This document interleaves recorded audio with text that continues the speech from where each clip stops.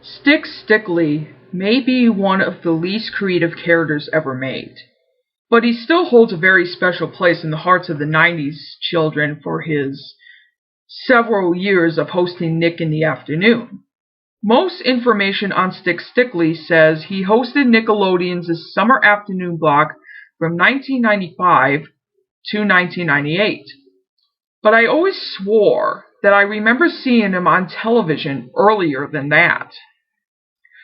I thought I was crazy for quite a while, but recently I found a small fan site for Stick Stickly that mentioned him hosting a 1993 afternoon block during the school year called Afternoon Snack with Stick Stickly.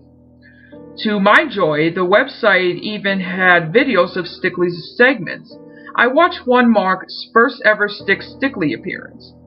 Stick Stickly was in front of a chalkboard with Afternoon Snack written on its normal writing. His design was a little different. His eyes were smaller, he had no nose, and his mouth was a straight line instead of being curved into a smile. He made a couple of corny jokes, then said Rugrats was up. The video ended at that point. I watched the next one. There were 6 of them and none had dates, but I can only assume they were in conical order. The second one was called Stick Gets Injured. Stick Stickly had the same face from the first video, but his body seemed a little worn. There were a few splinters sticking out on his side. His full dialogue? Well, the dog next door buried me, but I managed to get it.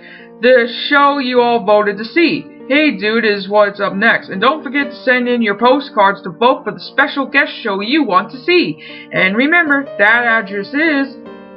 He sang the classic song about writing to him, but the tone was different than in the later versions, much slower. After he sang the song, he just stood motionless for a few minutes before the video ended.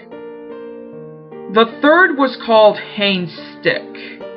Stick Stickly was hanging in the air by a piece of string tied around his waist. A little boy who looked around 5 was also there, and the chalkboard had 6 dashes on it, representing a 6-letter Heyman word. The kid was guessing letters, and each time he got one wrong, the string around Styx's waist will move higher. The game would be over when it reaches Styx's neck.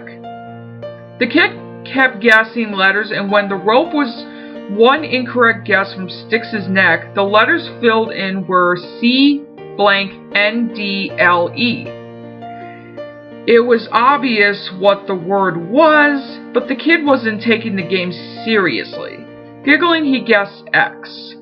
The rope moved to Styx's neck, and his eyes flashed out of existence, and they were replaced by 2 X's. There was no sound about 30 seconds. The kid stared at Styx's body. Then Styx's eyes flashed back to normal and he laughed, saying that he was fine and that Wild and Crazy Kids was on next. The fourth video was called Stick Quits. Stick was ranting about something that possibly happened in a segment of the set that didn't have a video of, saying no one respected him, that he was treated like a toothpick, how his father was a mighty ship, and complaining about how the dog kept burying him. The complaints seemed like jokes, but his tone was more serious than you expected. A little kid appeared, not the same kid as in the video 3, and told Stick that all the children loved him. Stick was silent for quite a while, then sighed and said he would stay. He reminded us to vote for the guest show contest again and said it was time for Rugrats. The fifth video was marked Stick Gets Mad with no sound. Like the description said, it was silent. Stick was moving very quickly, with body language indicating he was yelling. A little girl was cowering from him, clearly afraid. The girl eventually left and Stick just faced the screen. His animation was so simple that I couldn't even tell he was talking. The sixth video was called The Winner Revealed. Stick had a dark red stain on the top of his head, and one of his eyes was an X. Stick made no mention of his appearance and announced that the votes were in. It was time for the special guest show to air. his last bit of dialogue. It's been a long contest and the vote was close, but you, the kids, have decided. Coming right now, the classic you voted for, Cando Cove.